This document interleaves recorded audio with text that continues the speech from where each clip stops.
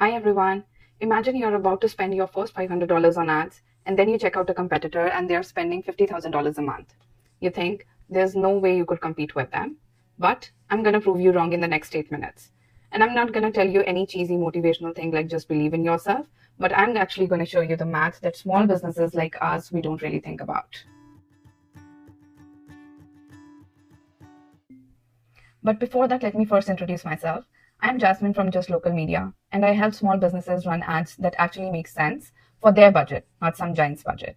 And by the end of this video, you'll at least know three things: how to make the most out of your budget, a dead simple formula to know if your ad spend is actually working, and one number that almost nobody thinks about that can completely change how you look at your ad budget. So stick around, that last one is the one that really changes everything.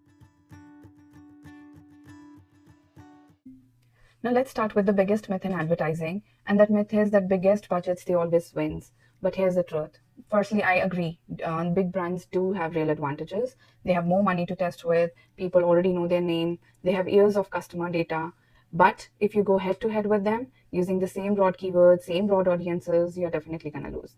So here's what small businesses get wrong. They think that it is about who has more money, whereas it's not. It's about who's actually talking to the right person. So what you as a small business needs to do are basically three things. First, you need to aim smaller, not bigger. So all these big brands out there, they need to reach millions of people because their targeting has to be broad. That's how these big companies works. But you don't need millions of people. You just need a handful of them. So there are three things that are definitely going to work in your favor. First is go hyper local, because all these giant brands out there, they can't be bothered about targeting one small neighborhood, and that is going to be your advantage. It's going to be the perfect size for you. Secondly, be very specific when you're writing an ad. So an ad that speaks to one exact problem for one exact customer, it's gonna beat a vague or too generic we are a great ad every time. Third is going to be the cheaper keywords. Now, the specific stuff your ideal customer they are actually typing into the Google, chase them. It's going to be way less competitive and way cheaper for you to show up for those ads. Now, let's do a little bit of math here. Here's the part that changes everything. Most people they are scared of spending that $500, but that's the wrong number to look at. The number that matters is how much did it cost you to get that one customer. And this is called cost per customer. In our media world, we call it a fancy term CPA, which is like basically cost per acquisition. So here's the formula which I'm showing you on screen.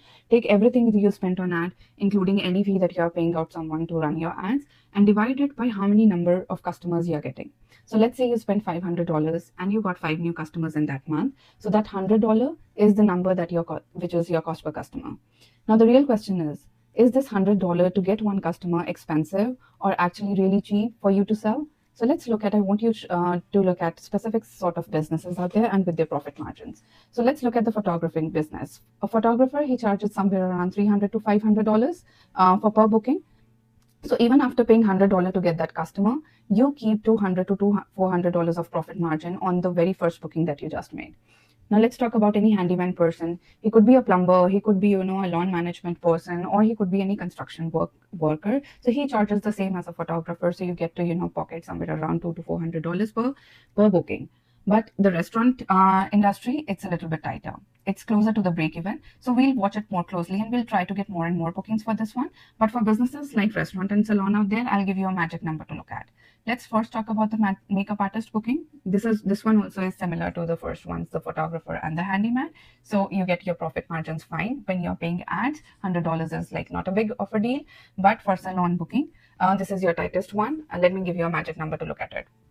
But like for majority of these businesses, see what's happening.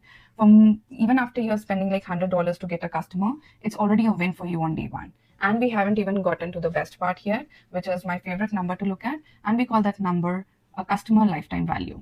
Now what's this is? The ads that you're running, they don't just get you one sale. They get you a customer who might keep coming back. So that handyman customer, he's probably gonna call you again when something breaks next time. That salon client, she doesn't come to you just one. She's going to be back every month or maybe for years. Now, this is called customer lifetime value, which is how much money one customer brings you over the whole time they keep coming back to you, not just their first visit. So that salon client who's only worth $100 today, if she keeps coming back, let's say 10 times a year for 3 years, she is actually worth $3,000. So spending $100 to get her in the door, it wasn't a cost. It was actually one of the smartest things you did all year. So the real question isn't that can I afford to spend $500? It's am I spending less to get a customer than the customer is actually worth to me over time? So if your answer is yes, then you're not losing money. You're just investing in the money that's going to come to you later. But one warning though, this is only going to work if you track your real numbers. So don't just assume that people, your customers, they are going to stay with you forever. Track your customer data always.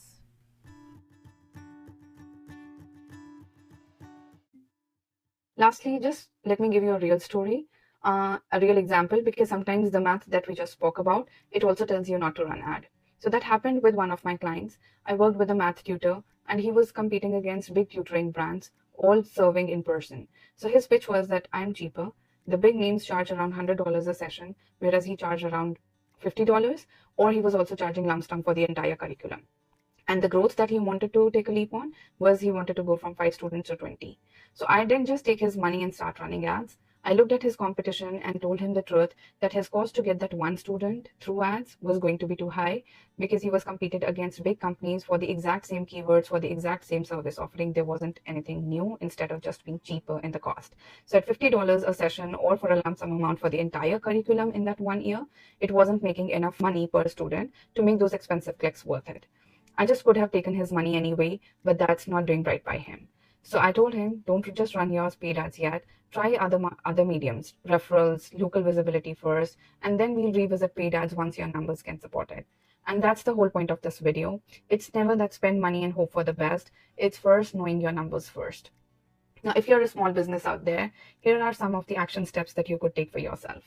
One, you need to get very specific with your targeting. So stop trying to reach everyone in your city. Just go ahead and try to like write down where your customers are coming from and just target those areas. It could be even, based on a postal code targeting. Secondly, you do the math for your own business. So know how much you make per booking and how much you can afford to spend to get one customer. And just don't think about that one sale. Think about the entire customer value, lifetime value that we just spoke about. Third is you can even start small. So even $10 to $20 a day, it's enough to test once your targeting and numbers are figured out. So the last thing is you don't need a giant budget to get giant size result. You just need to aim well and know your numbers. If what we spoke about changed anything in your thinking about ads, please hit subscribe. I'm building this channel the same way I tell you to build your ad strategy. I try to keep it focused, specific, and I'm making it for the people who actually need it. So let's support each other and grow together.